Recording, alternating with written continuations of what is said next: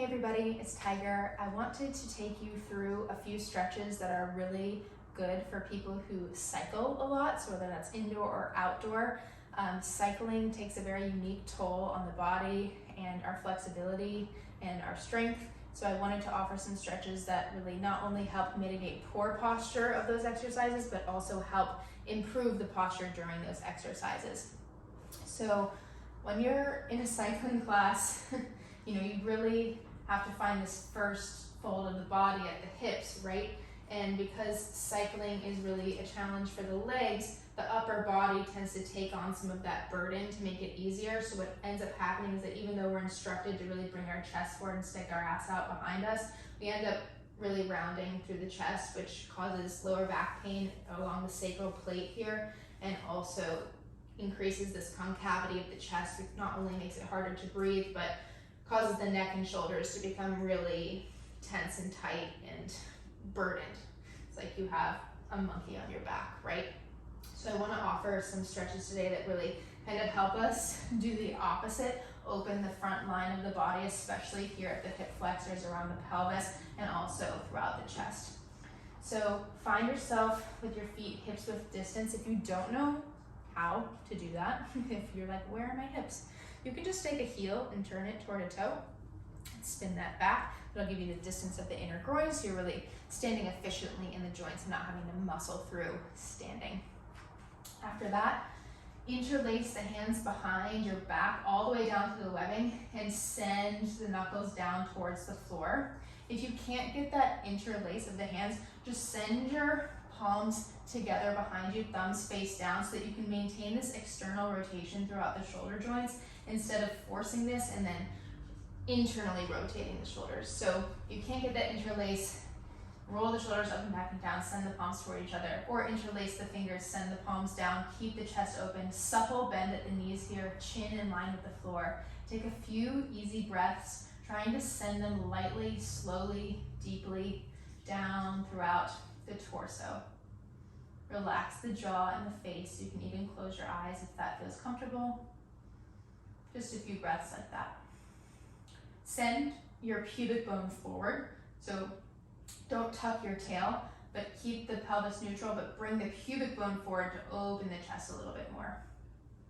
Good. And then let that go. Just roll the shoulders up and back and down. So we're going to be using a wall today for our stretches, so make sure that you are right at the wall.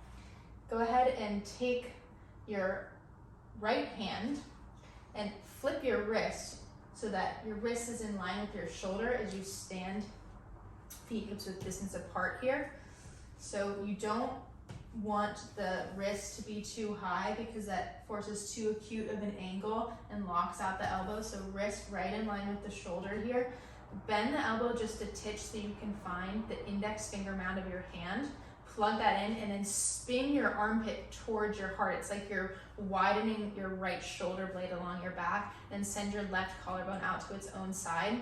Take a few moments here. This might feel a little jarring, especially if you don't practice flipping the wrists and opening the forearm at all. Especially on a bike, our forearms are kind of locked long instead of opened up this way, so this might feel a little bit sensational. Once again, keep the shoulders and the collarbones moving east to west here. Find your feet on the mat, gentle bend of the knees, just a few breaths like that. Relax the jaw, relax the face. We want our breathing to get easier as we open up the body, and you might find that already happening, this kind of accentuated inhalation with this right side of the chest, right lung really open and available. Good. All right, let that hand release and just take a moment to notice the difference between right and left. Different tingling. So then we'll do the other side. I'll have to turn around for this. But once again, you'll plug your left hand into the wall so that your wrist is in line with your shoulder, not too high, not too low. Stamp that down. Plug in your index finger mound and then wrap your armpit towards your heart. Tiny bend in the elbow to not lock it out. And then right collarbone goes broad. You'll take a few moments here. Sorry that I'm not facing you. But just think that you can really wrap this armpit in towards the body, because that's kind of mimicking that external rotation. So this is internal rotation and this is external. So think that with the hand flipped up, you can really bring this armpit towards, around towards the chest, right collarbone broad. Good. And then you'll let that go, and hopefully the arms will feel a little bit more even and the chest a little bit more open. So the next thing we'll do is we're gonna get down on the ground just to continue the opening of the chest, and then we'll get into the lower body. So you'll wanna lay down on your mat or blanket, whatever you have, facing towards the wall. Walk in a bit close so that you're really facing the wall. Point the toes so that you can plug your feet in and plug the pubic bone in so that the legs are really making really good contact here. You'll make your right forearm kind of come in at this right angle here, elbow under your shoulder, and then your left arm is gonna just grab on, palm face open to the wall here, and just sort of, without getting too droopy or saggy, let the torso hang down a bit so that you really start to get this nice opening at the armpit and the front of the chest. Plug into the feet. Ear is in line with your arm here. Think that you can send your left hip bone and your right armpit away from one another as you inhale. And then your right hip and your left armpit away from one another. So that you're really just maximizing this frame of hip, hip, shoulder, shoulder. Plug in the index finger mound of the hand. Cross-reference that to the outer heel of the hand. Plug in the mound of the thumb, and then cross-reference that to the pinky mound of the hand.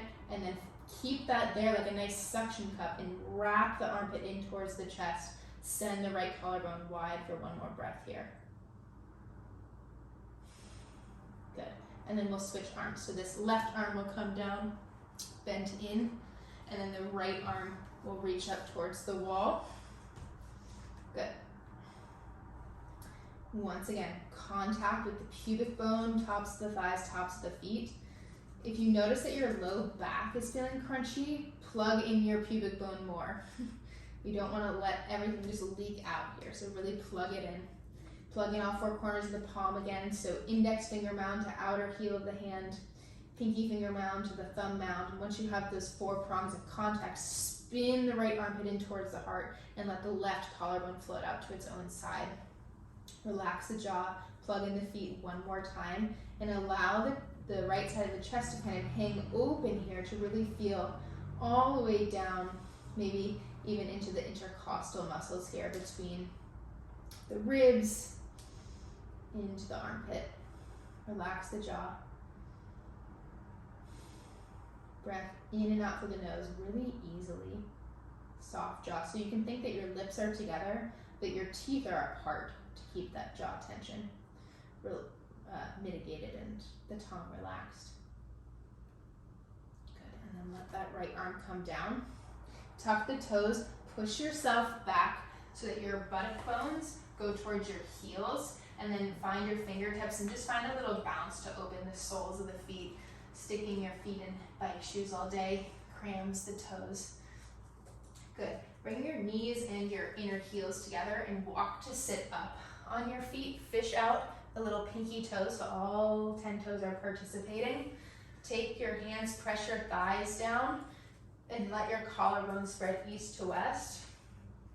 Good. Take a breath in here, wiggle the waist long. Good. Interlace the fingers, send them up towards the sky. Think that your pubic bone moves forward and you stick your ass out behind you as you wrap the armpits in towards the chest. Back of the neck is long. Good. Let that go. All right, so now we've done some work to open the upper body, to keep the chest open. Now let's get into the front line of the hips, which are, once again, when you're biking, this is folded, this is locked short, so we want to do the opposite to kind of open this front line of the body. So we'll start with a simple low lunge, and then we're going to kick it into a higher gear. So right leg comes forward. Go ahead and lift your back leg to start so you can fit your armpit to your knee, and notice how the length of the torso is really the length of the thigh, the quadricep muscles here. So armpit face your knee, move your butt to the left so that your pubic bone is in the middle and your hips are here at 3 and 9 o'clock. You shouldn't even really need your hands here, especially if you're a cycler, your legs should be pretty jacked. All right, set the back knee down right in a straight line so you're not coming forward and not setting yourself back. So straight down, point the back toes. You can even float that back knee up off of the floor a couple times to make sure you're in that back foot. That's your anchor. Armpit fits the knee. Wrap your left butt over to its own side, and then arms come up and out as you send just the torso forward. So the hips can stay where they are. You can even keep your hands on them if this is a challenge for you. The torso just comes forward and up like a nice sunrise. Arms come up. Make cups with the hands. Wrap the pinky fingers forward. So instead of a sieve where the fingers are open, make them into cups. So if you drop some like Skittles or M&Ms in there, they wouldn't fall out. Good. And then this front leg is moving in 2 directions. So the right hip crease is moving back, but the front knee is moving forward. So the pubic bone is always moving forward, which will really lengthen this hip flexion on the left side here. Armpits spin towards the heart, pinky fingers spin towards the front of the room. Take a moment to feel this lengthening from the pubic bone, navel, to the sternum, to the chin. And the more you go forward, the more you can really go up and back. So this is a great stretch for cyclers right here. Good. On the exhalation, deliver the torso back down. So lengthen, lengthen, lengthen back, bend your way down. Good.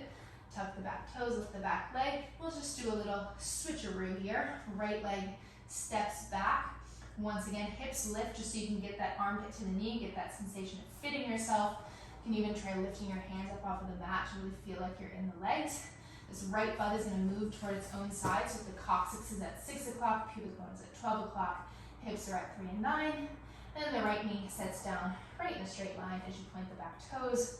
Do that little lift of the back knee. The more you're in your foot, the less you are in your knee. So if your knee is hurting, plug that foot in. All right, right butt stays on its own side. Maybe keep your hands on the hips or bring your arms out and up to release the upper body up towards the ceiling. Spin the pinky fingers in towards the midline. And really imagine that as you lift through the pinky fingers here, the sternum can just peek up a little bit higher. Send the pubic bone forward. Left hip crease moves back in space, but then the left knee moves forward. So that front leg is moving in 2 directions as you re-plug in that back foot. Maybe even lift your knee off here. Good. Couple more breaths just like that. Really see how the whole torso is opening and really inviting a nice back bend here, which is really just an elongation of the front body. Good, and then deliver the torso back down. All right, so you can keep it right there. That's plenty, maybe. But if you are wanting to step it up a notch, grab a blanket or a towel, something like that, and put it the folded side nice and neatly against the wall. We're just gonna kick up that lunge a little bit more. So we'll start with the right leg forward. And you're gonna take this back knee and put it right up against the wall. Front knee comes forward. Make sure that this back heel and back toes are right in line with the knee. So if you moved your butt back, the heel would maybe just touch slightly towards the outside of your buttock bone. Good. But then you're gonna send your pubic bone forward. And this might be agonizing if you cycle a lot and are not used to stretching your hips like this. So move your butt to the left and maybe just shimmy in and out of this, kind of milking this front knee, this pubic bone forward. And this can be totally enough. Keep plugging that back foot into the wall to take pressure off the back knee. Armpit fits the knee and the hands are light. All right, but then keep moving that pubic bone forward, and you want to keep it forward. Ooh, this one is always a doozy as you open up the front body. Ho, ho, ho. Yeah, so this is, you will feel how much you cycle by this stretch. If you cannot come up, if it is so painful, stay down here because it really is a huge opener of this left leg here, this left hip. but otherwise stay up here. Keep moving the pubic bone forward, so we don't want to bring our butt back here. Pubic bone moves forward. Take the arms up, spin the pinky fingers forward. Maybe your thumbs can reach back to touch the wall. And take a smooth breath in through the nose here. Pubic bone moves forward. Find the ball of your front foot. Don't hang back in the heel. Yeah, relax the jaw. So a few breaths here is a wonderful counterbalance to the many hours of cycling that you and I probably do. And then gently make your way back down. Oh yeah. And then in some sort of graceful fashion, we will switch legs. Maybe just pause here in a table, plug your feet in, wrists under shoulders, knees under hips. Just to a little cat-cow. Good. All right, and then we switch sides. All right, so the back knee comes right up against the wall and the foot is in line with the knee here. Left foot steps forward, armpit fits your other knee. So if you move your hips back, this right heel is gonna be right just on the outside of the buttock bone. Keep this foot plugged into the wall. We don't want the foot sickling left or right because that'll just turn into knee tension or a little tweakiness in the knee. So move your butt to the right, keep the pubic bone in the middle. Once again, you can kind of just milk it forward and back. Maybe this is already a doozy. Otherwise, pubic bone moves forward, hips are at 3 and 9 o'clock here, and we rise it up. Oh my goodness, and you'll be able to tell which side is tighter as you lift the arms up, pinky fingers forward, pubic bone moves forward. Keep this right butt on its own side, plug into that back foot on the wall.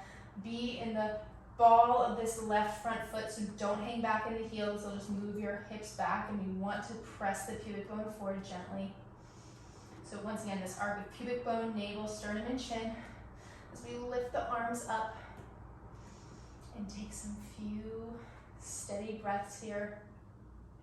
Maybe fit the tongue to the roof of your mouth as a way to fit yourself and self-soothe, offer some more contact. You can even take opposite hand to opposite elbow, or once again, reach those thumbs back towards the wall as you move the pubic bone forward. Good. All right, make your way down. You're like, I'm never doing one of her videos again.